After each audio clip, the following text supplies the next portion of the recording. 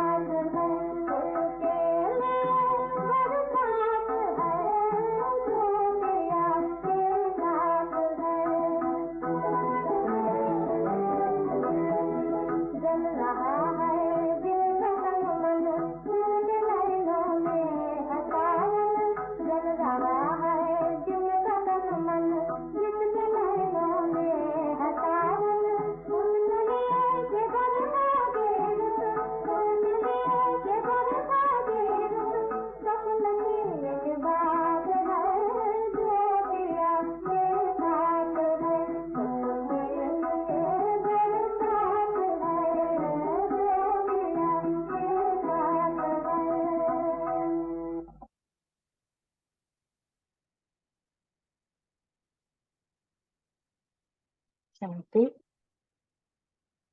सुनते हैं आज की मीठी बोली मीठे बाप दादा से। मीठे बच्चे, समय प्रति समय ज्ञान सागर के पास आओ। ज्ञान रत्नों का वखर सामान भरकर फिर बाहर जाकर डिलीवरी करो। विचार सागर मंथन कर सेवा में लग जाओ। हम बहुत सारे क्वेश्चंस बनाएंगे। सबसे पहला क्वेश्चन बाबा क्या कर रहे हैं कि सबसे अच्छा पुरुषार्थ कौन सा है,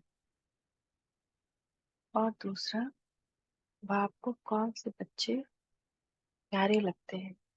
तो उसका उत्तर है किसी का भी जीवन बनाना यह बहुत अच्छा पुरुषार्थ है। बच्चों को इसी पुरुषार्थ में लग जाना चाहिए। इसमें तीसरा क्वेश्चन भी हम ले सकते हैं, अगर कभी कोई भूल हो जाए तो हम क्या करें। अगर कभी कोई भूल हो जाती है तो उसके बदले में खूब सर्विस करो, नहीं तो वो भूल दिल को खाती रहेगी। और दूसरा क्वेश्चन का आंसर है बाप को कौन से बच्चे प्यारे लगते हैं। तो बाप को ज्ञानी और योगी बच्चे ही बहुत प्यारे लगते हैं। तो हमने गीत सुना, जो पिया के साथ है उसके लिए बरसात है। ओम शांति। बच्चे समझ सकते हैं सम्मुख मुरली सुनना व टेप में सुनना व कागज में पढ़ने में फर्क जरूर है।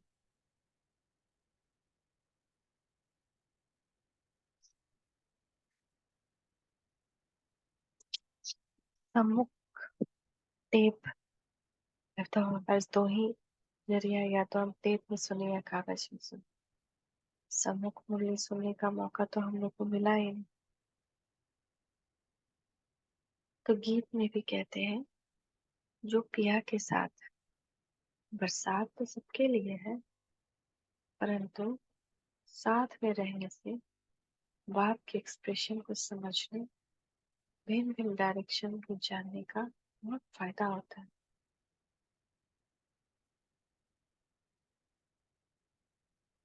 परंतु ऐसे भी नहीं इसको बैठ जाना, वखर भरा और जाकर सर्विस की, फिर आया वखर पाने। मनुष्य सामान खरीदने करने जाते हैं बेचने के लिए, बेच कर फिर सामान लेने आते हैं। यह भी ज्ञान रत्नों का वखर है। वखर लेने वाले तो आएंगे ना, वो डिलीवरी नहीं करते हैं, पुराने वखर पर ही रहते हैं, नया लेना नहीं चाहते। ऐसे भी बेसमझ। बाबा बेसमझ किसको कह रहे हैं? जो थोड़ा बहुत ज्ञान लिया ना, बस उसी में टिक गए हैं, उसके बाद और ज्ञान नहीं लेते हैं।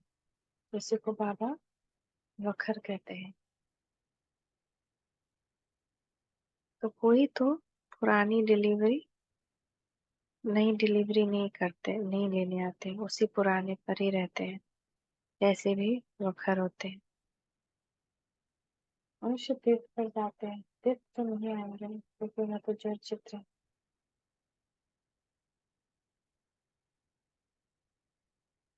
इन बातों को बच्चे ही जानते हैं, मनुष्य तो कुछ नहीं जानते। बहुत बड़े बड़े गुरु लोग श्री श्री महामंडलेश्वर आदि जिज्ञासुओं को तीर्थ पर ले जाते हैं। त्रिवेणी पर कितने जाते हैं? नदी पर जाकर दान करने को पुण्य समझते हैं। यहाँ भक्ति की तो बात ही नहीं, यहाँ तो बाप के पास आना है, तो बच्चों को समझ कर फिर समझाना। प्रदर्शनी में भी मनुष्यों को समझाना है।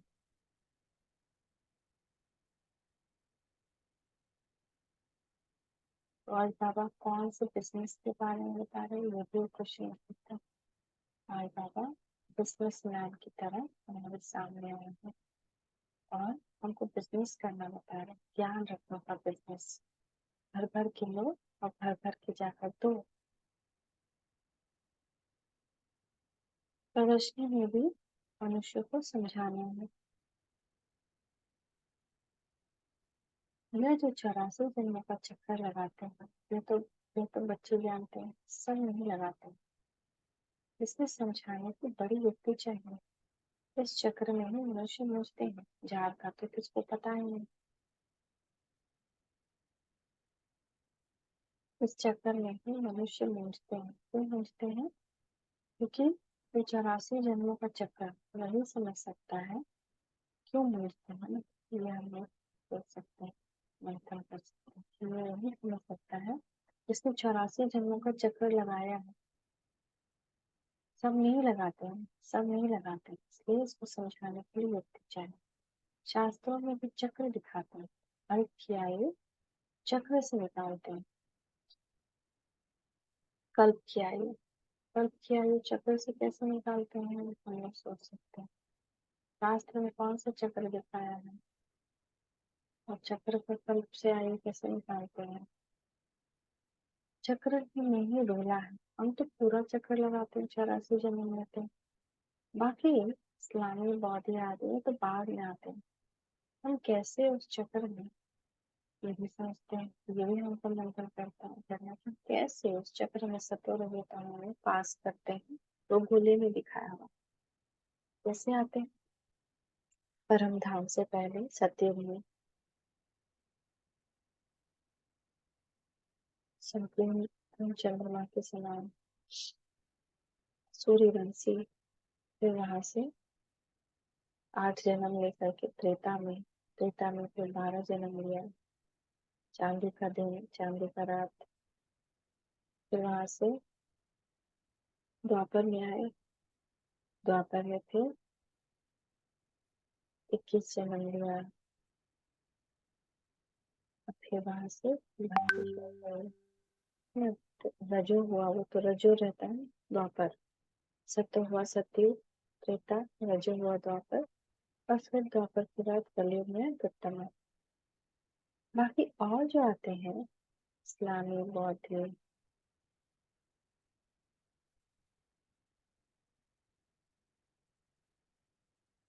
आदि, इनको कैसे दिखाना, और भी तो सत्व रजो तमो में आते हैं। हम अपना विराट रूप भी दिखाते हैं, सत्युग से लेकर कलयुग तक पूरा राउंड ले आते हैं। हमारा विराट रूप भी है। विराट रूप में टॉप में क्या होता है, नीचे क्या होता है, तो सत्युग से लेकर पूरा राउंड ले आते हैं। चोटी है ब्राह्मणों की, फिर मुख में सत्युग में, बाहों में त्रेता में, पेट में द्वापर में, फिर टांगों में लास्ट में खड़ा करें, तो अपना विराट रूप दिखाएं। तो विष्णु स्वरूप में विराट रूप दिखाते हैं, तो कितना सुंदर है ये। इसको चिंतन बहुत सुंदर से करना चाहिए। चोटी में ब्राह्मण, फिर मुख में सत्युग, बाहों को त्रेता में, पेट में फिर द्वापर, फिर टांगों को लास्ट में खड़ा करें, अपना विराट रूप दिखाएं। बाकी अन्य धर्म वालों को कैसे दिखाएं, उससे भी शुरू करें। तो पहले सतो प्रधान, फिर सतो रजोतमो,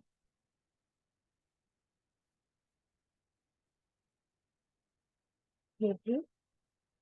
और धर्म वालों को कैसे दिखाएं चक्र में, तो वो भी पहले क्या आते हैं, सतो प्रधान आते हैं, फिर सतो रजोतमो में जाते हैं। इससे क्या सिद्ध हो जाएगा, ये 11वां क्वेश्चन है। इससे क्या सिद्ध हो जाएगा, इससे सिद्ध हो जाएगा कि कभी भी कोई निर्वाण में नहीं गया, सब यही है, इसी धरती पे। उनको तो इस चक्र में आना है, हर एक रजस सतो रजोतम में आना ही है। इब्राहिम, बुद्ध, क्राइस्ट आदि भी तो मनुष्य थे। रात में बाबा को बहुत ख्याल चलता है, ख्यालात में फिर नींद का नशा उड़ जाता है, नींद फिर जाती है ना। तो ये युक्ति हम भी लगा सकते हैं, नींद कैसे हम भी अपना हटाए। तो ऐसे ऐसे ख्यालात चलाएंगे तो हमारा भी नींद फिट जाएगा। समझाने की बड़ी युक्ति चाहिए, उनका भी विराट रूप बनाना पड़े। उनका विराट रूप कैसे बना, ये 10वां क्वेश्चन में है कि उनको कैसे दिखाए सतो रजोतम में, उनका विराट रूप कैसे बनाए। उनका भी पैर पिछाड़े में ले जाए, फिर लिखत में समझाए, बच्चों को समझाना है। क्राइस्ट जब आते हैं तो उनको भी सतो रजोतम में पास करना पड़ता है। सत्य में तो आते हैं, आना तो बाद में। पहले क्राइस्ट केवल में नहीं आएगा, ये तो बना बनाया खेल है। तुम जानते हो क्राइस्ट के आगे भी धर्म थे, फिर वही रिपीट करना है। ड्रामा का राज समझाना होता है। पहले पहले बाप का परिचय देना है, तो सबसे पहले शुरुआत कहाँ से करनी है, माँ बाप का परिचय देना है। ड्रामा का राज समझाने के लिए बाप से कैसे सेकंड में वर्षा मिलता है, गायब ही हुआ, सेकंड में जीवन मुक्ति। देखो बाबा के कितने ख्यालात चलते हैं। बाबा का पाठ है विचार सागर मंथन का, God fatherly birth right, now और नेवर अक्षर लिखा हुआ है। जीवन मुक्ति अक्षर लिखना है, लिखित क्लियर होगी तो समझाने में सहज होगा। नाउ और नेवर।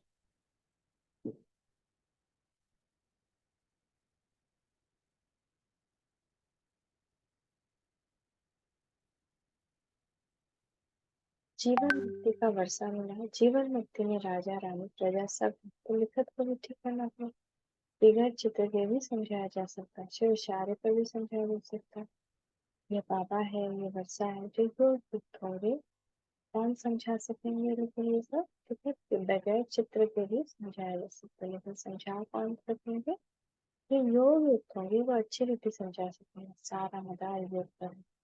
योग से बुद्धि पवित्र होती है, तभी धारणा हो सकती है। इसमें देही अभिमानी अवस्था चाहिए, सब कुछ भूलना पड़े। शरीर को ही हुआ है बस, अब हमको वापस जाना है। ये दुनिया तो खत्म होने वाली है। इस बाबा के लिए तो सहज है, क्योंकि उनका धंधा ही यही है। सारा दिन बुद्धि उनकी इसी में लगी हुई है। अच्छा, जो गृहस्थ व्यवहार में रहते हैं उनको तो कर्म करना, तो स्थूल कर्म करने से वो बातें भूल जाती, बाबा की याद भूल जाती। बाबा खुद अपना अनुभव सुनाते हैं।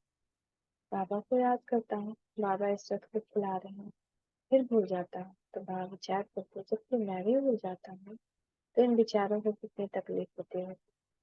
इस चार्ट को बढ़ा कैसे सकते हैं? एक और क्वेश्चन है।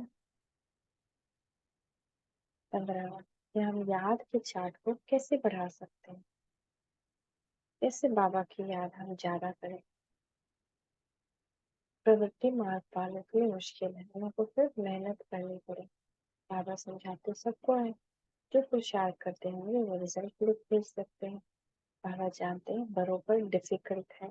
बाबा कहते हैं रात को मेहनत करो, तुम्हारा थक सारा उतर जाएगा, हमारी सारी थकान। तो फिर से बाबा निद्रा जी करने का एक रास्ता बताया।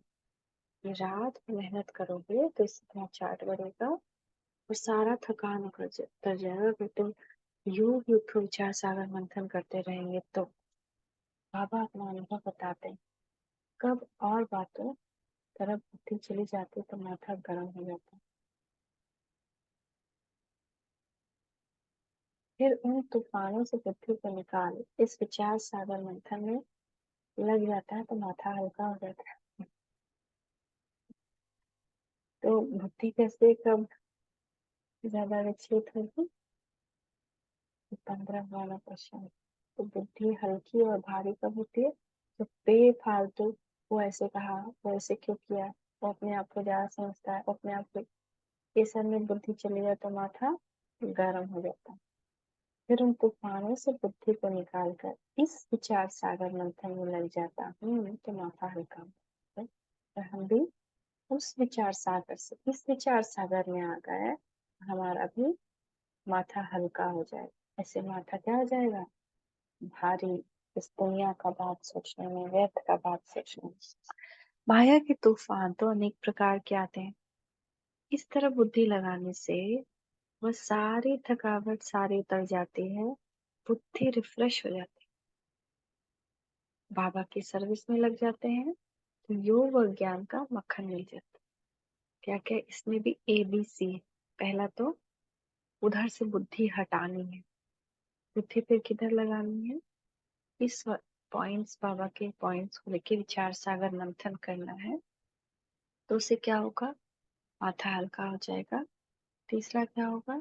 सी में क्या होगा? बुद्धि रिफ्रेश हो जाएगी। फिर उसको अगर हम सर्विस में लगा दें ना, अगर सर्विस में लगा दे तो योग और ज्ञान का जो मक्खन है वो मिल जाता है। जब बाबा अनुभव बता रहे हैं, बाप तो बच्चों को बताएंगे ना, ऐसे ऐसे होगा, माया के विकल्प आएंगे, बुद्धि को फिर उस तरफ लगा देना चाहिए। चित्र उठाकर उसी पर ख्यालात करना चाहिए। क्या करना चाहिए ना? उधर से विकल्प हटाया, ज्ञान मंथन किया। और एक क्या पॉइंट है?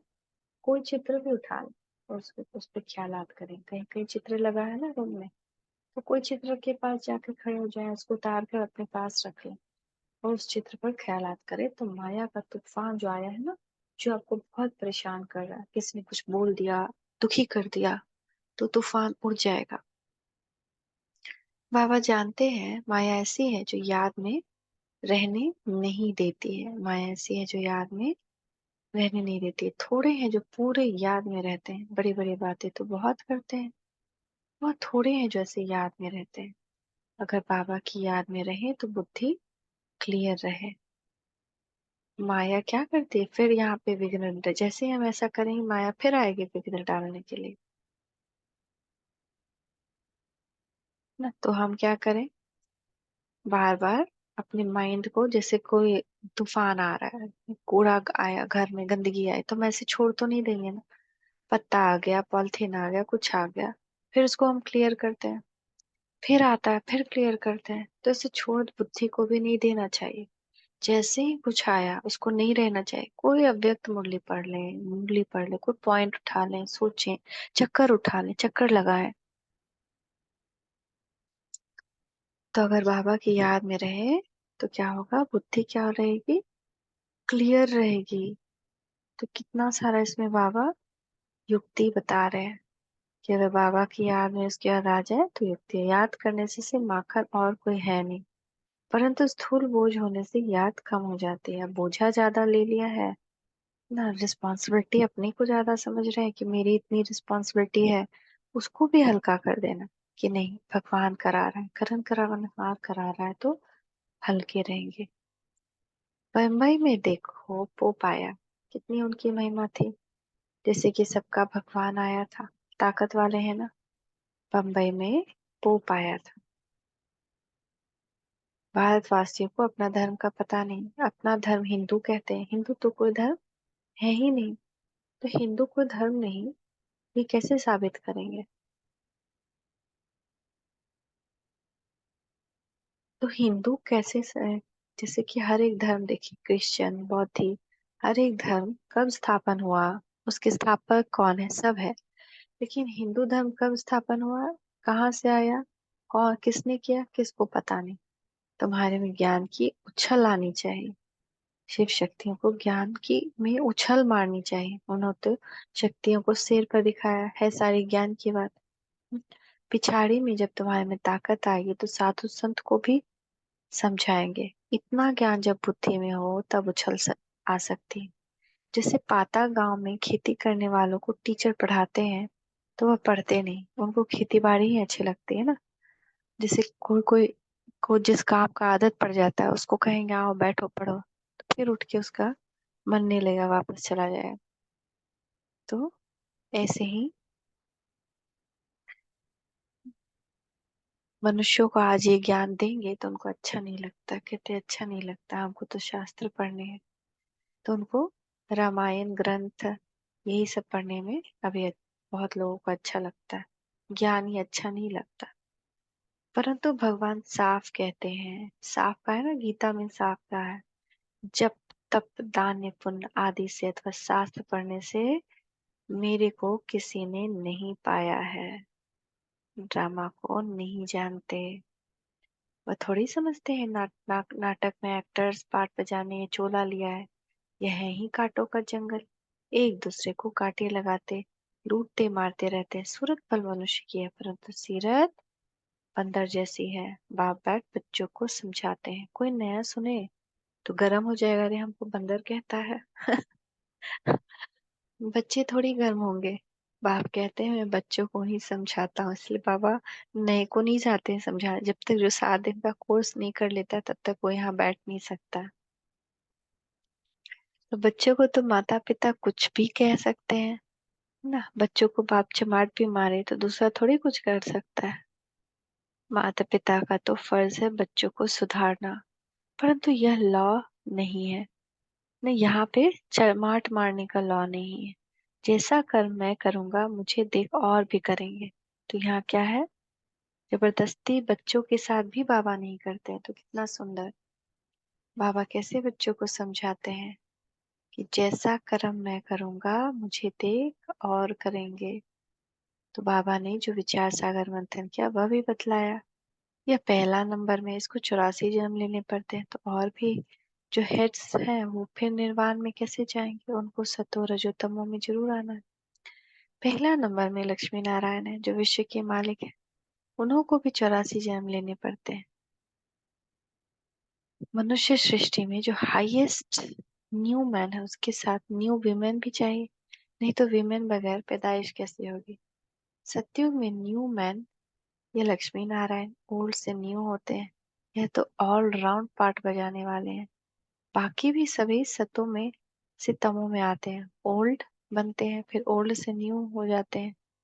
तो ओल्ड से न्यू कैसे होते हैं आज बाबा इसका राज समझा रहे हैं कि हर चीज दुनिया में खत्म नहीं होता है, ओल्ड से न्यू होता है। जैसे ये दुनिया, ये वर्ल्ड कहते हैं ना कि प्रलय आया दुनिया खत्म हो गई, दुनिया खत्म नहीं होती है। दुनिया प्रलय आता है साफ होती है दुनिया, ओल्ड से न्यू हो जाती है। जैसे क्राइस्ट पहले न्यू आया फिर ओल्ड बनकर गया, फिर न्यू होकर आएगा अपने टाइम पर। यह बात बड़ी समझने की है, इसमें योग अच्छा चाहिए, पूरे सरेंडर भी चाहिए, तभी वर्षे के हकदार बन सके। सरेंडर होगा फिर बाबा डायरेक्शन भी दे सकेंगे कि ऐसे ऐसे करो। कोई सरेंडर है फिर कहता हूँ कि व्यवहार में भी रहो, तो बुद्धि को अब मालूम पड़े। व्यवहार में रहते हुए ज्ञान उठाओ, पास होकर दिखाओ। गृहस्थ में नहीं जाना, ब्रह्मचारी होकर रहना तो अच्छा है। बाबा हर एक का हिसाब भी पूछते हैं। मम्मा बाबा की पालना ली है तो फिर कर्ज भी उतारना है तो बल मिलेगा, नहीं तो बाप भी कहेगा कि हमने इतनी मेहनत कर पालना की और हमको छोड़ दिया। हर एक की रग देखनी पड़ती है, फिर डायरेक्शन दिए जाते हैं। समझो इनसे भूल हो जाती है तो बाप उसको अब भूल कराए ठीक कर देते हैं। यह भी कदम कदम श्रीमत पर चलते रहते। कब नुकसान हो जाता है तो समझते हैं ड्रामा में था, आगे फिर ऐसी बात होनी नहीं चाहिए। भूल तो अपने दिल को खाती है। भूल की तो उसका एवज में बहुत सर्विस में लग जाना चाहिए, पुरुषार्थ बहुत करना चाहिए। कोई का जीवन बनाना यह है पुरुषार्थ, तो ये ऐसा करना चाहिए। बाबा कहते हैं मुझे योगी और ज्ञानी सबसे प्यारा है। योग में रहकर भोजन बनाएं खिलाएं तो बहुत उन्नति हो सकती है। कितना सुंदर आज बाबा ने खाने के बारे में बताया। तो इतना सारा पॉइंट है कि कैसे खाना कैसे खाएं और बाबा को प्यारे कौन है, ये दोनों बाबा बता रहे हैं।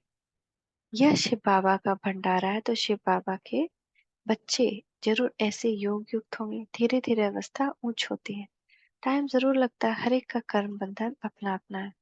कन्याओं पर कोई बोझ नहीं, हाँ बच्चों पर है। बड़े बच्चे हो गए तो माता पिता को बोझ पड़ता है। बाप ने इतना समझाया, इतना समय पालना की, तो उन लोग की पालना करनी पड़े। हिसाब चुक तो करना है, तो उनकी भी दिल खुश होगी। सपूत बच्चे जो है वह तो मुसाफरी से लौटने पर सब कुछ बाप के आगे रखते हैं। कर्जा उतारना है ना, बहुत समझने की बात है। उच्च पद पाने वाले ही शेर मुआफिक उछलते रहेंगे। उच्च पद पाने वाले ही शेर मुआफिक उछलते रहेंगे। उछाल किसमें आएगी? ज्ञान की उछाल किसमें आएगी? जिनको उच्च पद मिलने वाला है। कितना सुंदर आज की मुरली है। तो मीठे मीठे सिक्के लगे बच्चों प्रति माता पिता बाप दादा का याद प्यार और गुड मॉर्निंग। रूहानी बाप की रूहानी बच्चों को नमस्ते। रूहानी बच्चों की, आप लोग भी उधर से रिपीट करिएगा कभी भी। रूहानी बच्चों की रूहानी माता पिता बाप दादा को याद प्यार गुड मॉर्निंग नमस्ते बाबा नमस्ते। शुक्रिया बाबा शुक्रिया। धारणा के लिए मुख्य सार आज का क्या है? योग में रहकर भोजन बनाना है, योग में रहकर भोजन खाना और खिलाना है। बाबा ने जो समझाया है उस पर अच्छी रीति विचार सागर मंथन कर योग युक्त हो। औरों को समझाना है। खाना भी योग में है, बनाना भी योग में है, खिलाना भी योग में है, और किसी को ज्ञान सुनाना भी योग में है। विचार सागर मंथन करना भी योग में है। तो निरंतर योग युक्त रहना है। वरदान, स्व परिवर्तन और विश्व परिवर्तन की जिम्मेवारी के ताजधारी सो विश्व राज्य के ताजधारी भव। जैसे बाप के ऊपर प्राप्ति के ऊपर हर एक का अपना अधिकार समझते हो, ऐसे स्व परिवर्तन और विश्व परिवर्तन दोनों की जिम्मेदारी के ताजधारी बनो, तब विश्व राज्य के ताज अधिकारी बनेंगे। वर्तमान ही भविष्य का आधार है। चेक करो और नॉलेज के दर्पण में देखो कि ब्राह्मण जीवन में पवित्रता का, पढ़ाई और सेवा का डबल ताज है। यदि यहाँ कोई भी ताज अधूरा है तो वहाँ भी छोटे से ताज के अधिकारी बनेंगे। अगर यहाँ कोई भी ताज अधूरा है तो वहाँ भी छोटे से ताज के अधिकारी बनेंगे। स्लोगन है, सदा बाप दादा की छत्र छाया के अंदर रहो तो विघ्न विनाशक बन जाएंगे। सदा बाप दादा की छत्र छाया के अंदर रहो तो विघ्न विनाशक बन जाएंगे। दोनों चीज कितना अच्छा है।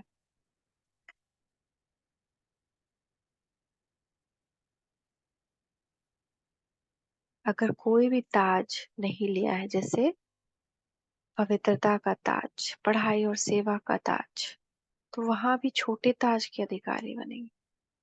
तो वर्तमान ही भविष्य का आधार है। जिम्मेदारी का ताज ये लेना है। स्व परिवर्तन और विश्व परिवर्तन जो दो जिम्मेदारी है, दोनों की जिम्मेदारी का जब तक ताज हम पहनेंगे यहाँ नहीं, जब तक हम वहां भी ताज नहीं हमको मिलेगा। और विघ्न विनाशक बनने के लिए बाबा की छत्र छाया में रह सकते हैं। ओम शांति। ओम शांति। ओम शांति।